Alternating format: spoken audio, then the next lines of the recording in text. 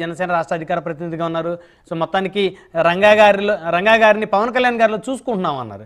So మరి పవన్ కళ్యాణ్ గారికి ఏమన్నా భవిష్యత్తులో రిక్వెస్ట్ చేసేటువంటి పరిస్థితి, ఎందుకంటే ఆయన కూడా రంగా గారు అంటే చాలా ఇష్టం. గతంలో కూడా అనేక సందర్భాలు భారీ బహిరంగ సభలో సైతం కూడా వారి అబ్బాయి రాధా గారిని పక్కన పెట్టుకొని మా అన్న వంగవీటి రంగా గారు అని చెప్పేసి అనేక సందర్భాల్లో మాట్లాడిన పరిస్థితి ఉంది. సో మరి ఆయన స్మృతివనానికి సంబంధించి ఏదన్నా ఆయన కూడా ఉప ముఖ్యమంత్రిగా ఉన్నారు కాబట్టి పవన్ కళ్యాణ్ గారు ఏదన్నా సపోర్ట్ చేసే అవకాశం ఉందా? చేపించుకోగలుగుతారా మీరంతా కలిసి? Sir 100% sir. ఈ రోజు ఆయన ఉప ముఖ్యమంత్రిగా ఉన్నారు కాబట్టి ఇక్కడ కాపు కులం అంటే మళ్ళీ ఆయనకి కులముద్ర వేస్తారని ఏమాత్రం భయపడనక్కర్లేదు సార్. ఎవరి కులానికి సంబంధించి వారి కోరికలు ఉంటాయి, లేకపోతే వారికి సంబంధించినటువంటి కొన్ని బాధ్యతలు ఆయన నెరవేర్చాల్సినటువంటి అవసరం కూడా ఉంటుంది. ఈసారి రాష్ట్ర భారీ మెజారిటీలో కాపుల బలమైన ముద్ర ఉంది, కాపుల పాత్ర కీలకంగా ఉంది. వాళ్ళందరూ ఆ రోజు రంగా గారిని ఎలా నమ్మారో ఈ రోజు 21 సీట్లు తీసుకున్నా పర్లేదు, లేకపోతే ఆయన ఏం చెప్తే ఎవరికి సపోర్ట్ చేయమంటే వారికి సపోర్ట్ చేస్తాం. గతంలో ఎప్పుడు ఈ పార్టీకి మేము ఓటు కూడా వేయలేదమ్మా, కానీ పవన్ అన్న చెప్పాడు కాబట్టి ఈ పార్టీకి గుద్ది పడేస్తాం ఓట్లు అంటూ ఏక పార్టీ మీద అడుగు పెట్టారు కాబట్టి 164 వచ్చింది సార్. లేకపోతే అసలు ఇది ఎవరి వల్ల సాధ్యం కానటువంటి మార్పు సార్. ఈ రోజు ఇక్కడ ఈ విషయాన్ని మాత్రం ఖచ్చితంగా ఇంకొకసారి అందరూ రివీల్ చేసుకోవాల్సిన అవసరం. ఎందుకంటే పవన్ కళ్యాణ్ గారు చెప్పటం వల్ల ఎవరైతే రంగా గారి అభిమానులు ఎవరైతే ఉన్నారో వారందరూ కూడా గతంలో జరిగినటువంటి ఆ ఎపిసోడ్స్ ఏదైతే మళ్ళీ ఇప్పుడు అవి డిస్కస్ చేయాల్సిన అవసరం లేదు, అవి అందరికీ తెలిసిన అంశాలు. ఇక్కడ ఈ చర్చలో ఉన్నటువంటి ఏలూరు ప్రసాద్ గారికి బాగా తెలుసు, ఉగ్ర సీతారామయ్య గారికి బాగా తెలుసు గతంలో రంగా గారు ఎవరితో పోరాటం చేశారు. సో అవన్నీ కూడా మర్చిపోయి పవన్ కళ్యాణ్ గారు చెప్పడం వల్ల మరి ఈ రోజు మరి ఆయన అభిమానులు తెలుగుదేశం జెండా పట్టారు, ఇష్టం ఉన్నా లేకపోయినా. సో అలాంటప్పుడు ఈ కూటమి ప్రభుత్వం ఆయన అభిమానులకి న్యాయం చేస్తుంది. ఏదో ఒక జిల్లాకి అని అడుగుతున్నారు. ఎందుకు అలా అడుగుతున్నారు? ఏ అవసరం ఉందని అడుగుతున్నారు మీరు? రంగా గారు ఎక్కడ పుట్టి పెరిగారో, రంగా గారు ఎక్కడ చరిత్ర అయ్యారో, ఆయన ఎక్కడ చనిపోయారో ఆ జిల్లా మీకు తెలీదా? అక్కడే జిల్లా, అదే జిల్లా. పేరు మార్చాల్సిందే, రంగా గారి పేరు పెట్టాల్సిందే. ఇంకొకటి అక్కడ ఇక్కడో కడతాం అన్నారు. అక్కడో ఇక్కడ ఎందుకు కడతారు? ఈ రోజు కృష్ణానది ఒడ్డున కాపునాడు మీటింగ్ పెడితే అదే చెప్పులు సార్, చెప్పులు 2 లారీలు దొరికినాయి. ఏది అక్కడక్కడ వదిలేసిన చెప్పులు 2 లారీలు దొరికినాయి. ఎంతమంది ఎన్ని లక్షల జనం వచ్చారో అప్పుడు పార్టిసిపేట్ చేసిన ఉగ్రాల సీతారామయ్య గారు ప్యానల్ ఉన్న వారికి తెలుసు. సో అంత గొప్ప చరిత్ర. ఇదిగో ఆ నది ఒడ్డున మీటింగ్ పెడితే ఇలా వచ్చారు. ఇదిగో ఇక్కడ మట్టి విసుక్కునే వాళ్ళు సార్, మట్టి విసుక్కునే వాళ్ళకి సమస్య వస్తే రంగా గారు అక్కడ కుర్చీలో కూర్చొని వాళ్ళ సమస్యలు తీర్చిన తరుణం నాకు మొన్న సార్ గులకరాయి కేసులో ఆ ఏరియాకి వెళ్ళాను సార్. మట్టి తీసుకునే వాడి మీద మర్డర్ కేసులు వేస్తుంటే జగన్మోహన్ రెడ్డి గారు ఇది తప్పు, ఇది కరెక్ట్ కాదని నేను వాదిస్తుంటే వాడు చెప్పారు, అమ్మా నేను చూస్తుంటే రంగా గారు గుర్తొస్తున్నారు, మా బాధను అర్థం చేసుకునే వాళ్ళు ఎవరు లేరు అంటూ మా కోసం వచ్చి ఆ రోజు పోరాటం చేశారు. నువ్వు మళ్ళీ మా కోసం వచ్చినావంటే నాకు నిజంగా ఎంత గర్వంగా ఉందో సార్. మా నాయకుడు ఆదర్శాలతో వెళ్తున్నామని. సో ఖచ్చితంగా కృష్ణా బ్యారేజ్ నడి ఒడ్డున ఆ పరిసర ప్రాంతాల్లో ఆ విగ్రహం ఉండాల్సిందే. దాని ఖర్చు గవర్నమెంట్ ఎంత పెట్టుకుంటుందో అంతకు రెట్టింపు మేమందరం పెట్టుకుంటాం. జిల్లాల వారిగా కలెక్ట్ చేసిస్తాం. వారధికి ఇటువైపున కొండ మీద అమ్మవారు ఉంటే కొండ కింద మా నాయకుడు కనపడాలని మా చిన్న మనవి సార్. దాంట్లో అదేమి మితిమైన కోరిక కాదు సార్. మళ్ళీ 2029 కూడా మేమే కష్టపడి పనిచేస్తాం, మేమే దగ్గరుండి ప్రభుత్వాన్ని గెలిపిస్తాం.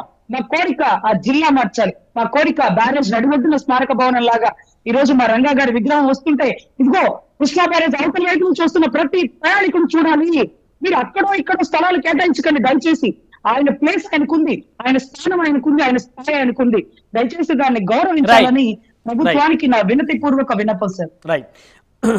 బుల్లెట్ ధర్మ గారు, బుల్లెట్ గారు వినిపిస్తుందా? రైట్. బుల్లెట్ గారికి లైన్ కట్ అయినట్టుంది. సో ఏలూరు ప్రసాద్ గారు, ఇప్పుడు ఏదైతే ఫైనల్గా ఏదైతే డిస్కస్ చేశామో, హోప్ఫుల్ మనిషి ఆశాజీవి అంటారు బ్రహ్మనాయుడు గారు. మన వాళ్ళు చాలా కాన్ఫిడెంట్ గా చెప్తున్నారు. వాస్తవంగా అయితే నాకు నమ్మకం లేదు. సామాజిక ఎదుగుదలని సహించలేనటువంటి రోజుల్లో ఉన్నాం. సామాజికంగా ఒక వ్యక్తి లేదా ఒక వ్యవస్థ ఎదగడానికి అంగీకరించినటువంటి పరిస్థితిలో ఉన్నాం. సందర్భం కాబట్టి చెప్తున్నాను. రంగా గారి అభిమానులు ఇంతకు ముందు కంటే ఇప్పుడు వచ్చే జనరేషన్ చాలా చురుగ్గా ఉన్నారు. వాళ్ళ మేధస్సు మా జనరేషన్ కంటే చాలా ఎక్కువ ఉంది. వాళ్ళది గ్రాస్పింగ్ పవర్ ఎక్కువ ఉంది. మాకు ఫండింగ్ అవసరం లేదండి. నేను ఈ ప్రోగ్రామ్ గురించి అనౌన్స్ చేస్తే నాకు ఎబ్రాడ్ నుంచి వచ్చిన కాల్స్ ఎక్కువ. వాళ్ళు ఇంట్రడ్యూస్ చేసుకుని, సార్ మేము ఫలానా అండి, మేము ప్రజెంట్ మేము ఇక్కడ యూకేలో ఉన్నాం, లేదా యూఎస్ఏలో ఉన్నాము, ఆస్ట్రేలియాలో ఉన్నాము, మన ప్రాజెక్ట్ డీటెయిల్స్ వాటిని పంపించండి అని చెప్పానంటే అంటే బిఫోర్ కమిటింగ్ మేము ఏ డొనేషన్స్ యాక్సెప్ట్ చేయము, దట్ త్రూ బ్యాంక్ ట్రాన్సాక్షన్ మాత్రమే చేస్తామని చెప్పాను. ఈ గవర్నమెంట్ ఇందాక చెప్పే కదండి, మారుమూల ప్రాంతంలో ఒక విగ్రహం పెడతానికి లోకల్ ఎమ్మెల్యే యాక్సెప్టెన్స్ కావాలి. అసలు ఈ లోకల్ ఎమ్మెల్యే ఎవరు, అతని స్థాయి ఏంది, రంగా గారి ముందు రంగా గారి విగ్రహం పెడతానికి ఆయన పర్మిషన్ ఏంది, అసలు ఆయన కాలం ఉండేదేమో 5 సంవత్సరాలు, 2 సార్లు గెలిస్తే 10 సంవత్సరాలు ఉంటాడు.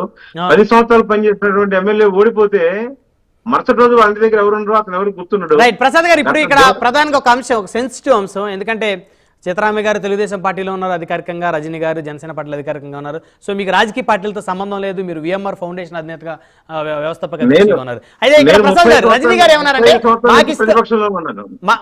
మాకు ఇష్టం ఉన్నా లేకపోయినా మా అధినేత పవన్ కళ్యాణ్ గారు చెప్పారని చెప్పేసి మేము తెలుగుదేశం జెండా పట్టుకున్నాం, వారి వెనక తిరిగాం, ఈ కూటమి గెలుపులో మేమందరం కూడా కీలక పాత్ర వహించాం, కాబట్టి ఖచ్చితంగా మాకు మా అభిమాన నాయకుడు మా దివంగత నేత రంగా గారికి సంబంధించినటువంటి స్మారకాన్ని విజయవాడలోనే ఏర్పాటు చేయాలని చెప్పేసి వారి మన ఈ చర్చ ద్వారా కోరారు. సో వారి కోరికలో ఎంతవరకు సమంజసం ఉందని అనుకోవచ్చు సార్? 100% సమంజసం ఉంది. ఈరోజు ఓపెన్ ఫ్యాక్ట్ కదా, మనం ప్రత్యేకంగా మనం దాన్ని ఎలివేట్ చేయక్కర్లేదు. పోయినసారి ఎలక్షన్ కి ఈసారి ఎలక్షన్ కి వాట్స్ ద డిఫరెన్స్ అన్నప్పుడు మొత్తం ఆంధ్రప్రదేశ్ మొత్తం రిఫ్లెక్ట్ అయిన ఫలితం ఒకటే.